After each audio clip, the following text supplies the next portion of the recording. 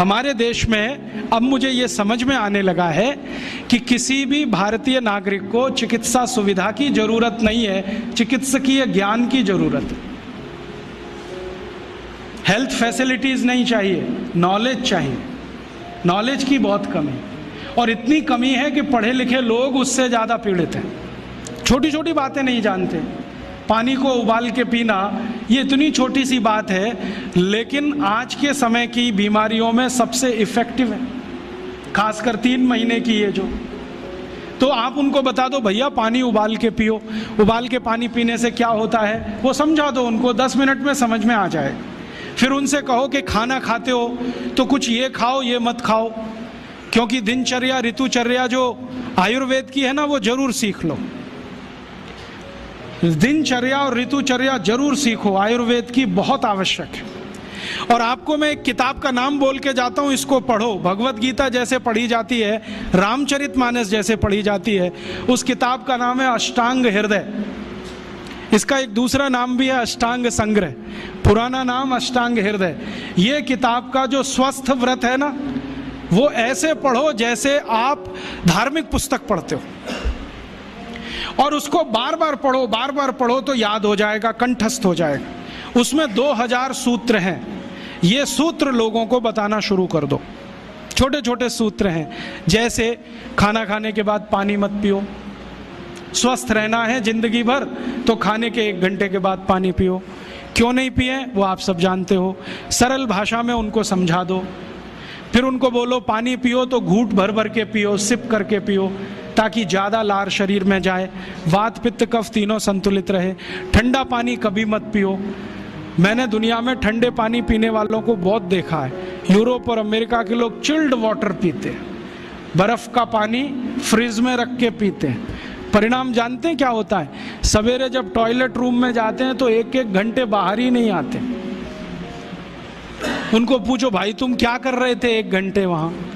तो कहते हैं न्यूज़पेपर पढ़ रहे थे, मैगजीन पढ़ रहे थे। क्यों पढ़ रहे थे? स्टूल पास नहीं होता। क्यों नहीं होता? कॉन्स्टिपेशन है, जोर लगाना पड़ता है फिर भी नहीं होता। गाना भी गाते हैं मेरे सपनों की रानी कभी आएगी, फिर भी नहीं आती। और अंतिम दुष्परिणाम पता है क्या होता है? उनको पेट साफ तो होता नहीं, तो सांस में से भयंकर बदबू आती है। किसी अमेरिकन यूरोपियन के नज़दीक बैठ जाओ, अगर वो लिस्ट्रीन स्प्रे करके नहीं आया तो 1 मिनट नहीं बैठ सकते। हर समय उनको माउथ फ्रेशनर स्प्रे करना पड़ता है, क्योंकि अंतड़ियाँ साफ नहीं है, कब्जियत है, मल भरा हुआ है, उसमें कचरा जमा है। फिर उनके पसीने में से भी बदबू आती है। क्यों? कब्जियत बहुत है। और पसीने की बदबू दूर करने के लिए डिओडोरेंट स्प्रे करते रहते हैं। और आप तो सब जानते हो कि अगर कब्जियत है तो बाल भी कड़क रहते हैं, तो उन कड़क बाल को सॉफ्ट करने के लिए क्या क्या सब करते हैं। शैम्पू लगाते हैं, शैम्पू के बाद पता नहीं क्या क्या लगाते हैं। ये सब वो जो करते हैं ना, उनकी मजबूरी है, स्टेटस सिंबल नहीं है। इसको अपने दिमाग से निकाल दो कि ये कोई स्टेटस सिंबल है। तो सरल भाषा में समझाओ, ठंडा पानी पीने से ये होता है, मत पियो, समझ जाएंगे। फिर उनको बोलो सवेरे उठो तो सबसे पहले पानी पियो। फिर उनसे बोलो खाना खाओ तो बैठ के खाओ, कभी भी खाना खाओ तो पूर्व दिशा में मुंह करके खाओ, सो तो पूर्व दिशा में। ये अष्टांग हृदय में इतने अद्भुत छोटे छोटी बातें हैं तो संस्कृत में है, लेकिन अब तो उसका हिंदी भी आने लगा है। तो हिंदी ले लो, हिंदी वर्जन ले लो, इसको पढ़ो, बार बार पढ़ो, और ये जाके गांव में सबको बताओ। फिर उनको कहो देखो ये तो है स्वस्थ रहने के लिए, अब तुम बीमार पड़ो तो बताओ तुम्हारी बीमारी क्या है। ये बीमारी है तो ये दवा है, ये बीमारी है तो ये दवा है। और मेरा आपसे एक निवेदन जरूर है कि अगर आप होम्योपैथी से भी इलाज करो तो उसकी मूल दवा जरूर बता दो। उनको ये ग्रीक और रोमन नाम में मत फंसाओ। आप कहोगे जी मैं तो ऑसिमम दे रहा हूँ, ये उनको कहो ये तो तुलसी का रस है भैया, तुम्हारे घर में फूलों से बनी हुई है, आसानी से मिलती है, जयपुर में मिलती है, दिल्ली में मिलती है। भंडारी वालों को अक्सर ऑर्डर दे के रखो, हमको इतनी भेजो।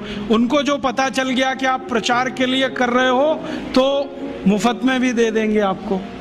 तो इस तरह से आप गांव गांव जाओ, छोटे छोटे शिविर लगाओ, गांव वालों को इकट्ठा करो। गांव वाले बहुत दुखी हैं, शहर वाले भी दुखी हैं, वैसे तो वो दुखी हैं। इसका यही सबूत है कि रामदेव जी आए जयपुर में सवेरे 4 बजे तो सब लोग पहुंच जाते हैं वहाँ, पैसा भी देते हैं, समय भी देते हैं। और 4 बजे रामदेव जी कहें टांग ऊपर उठा लो तो उठा लेते हैं, कहें सिर नीचे कर दो तो कर लेते हैं, ऐसे कर लो तो कर लेते हैं। क्यों? परेशान है, दुखी है, शरीर उनका साथ नहीं दे रहा है। और इतने दुखी हैं कि रामदेव जी तो क्या, कोई टिम्बकटू आ जाए उसी के सामने वो आ जाएंगे। और वो दुनिया भर में घूम के आते हैं अपनी अपनी छोटी छोटी बीमारियां लेके। तो इन जो दुखी लोगों का थोड़ा थोड़ा आप मदद कर दो इलाज के रूप में, ये सब आपके भगत हो जाएंगे। और ये भगत हो जाएंगे तो कहो आप भी प्रचार करो इसका, वो भी करें, आप भी करो, तो ये इतना तेजी से मल्टीप्लाई करेगा कि 2-5 साल में एलोपैथी का बाजा बज जाएगा। और बजा देना है अपने को। हाँ, ये संकल्प लेके चलो कि इनका बाजा हमको बजाना है। मैं बहुत जल्दी एक टीवी चैनल शुरू करने जा रहा हूँ एलोपैथी का बाजा बजाने के लिए। इनकी सब पोल खोलनी है मुझे।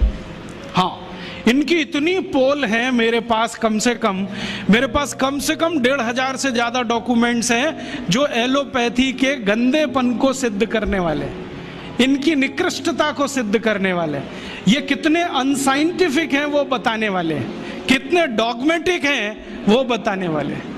मेरे पास ऐसे बहुत इंटरव्यूज हैं बड़े बड़े डॉक्टरों के, वो कहते हैं कि हम कोई डायग्नोसिस नहीं करते, तीर मारते, लग गया तो ठीक, नहीं तो तुक्का।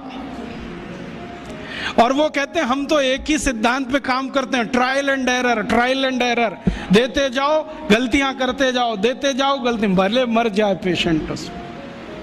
हमारे पास तो कम से कम ये नहीं है ट्रायल एंड एरर वाला।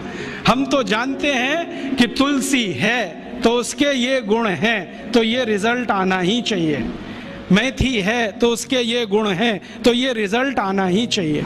हमको सब मालूम है, फिक्स है, यहाँ वेरिएशन नहीं है। मेथी के जो रिजल्ट चरक ऋषि को मिले वो आज भी मिलते हैं। इसमें इतना सातत्य है, वेरिएशन कहीं भी नहीं है। तो जो विज्ञान में सातत्य होता है, सत्य ज्ञान वही होता है। तो हमारे पास जो सत्य ज्ञान है इसको लेकर आगे बढ़ें।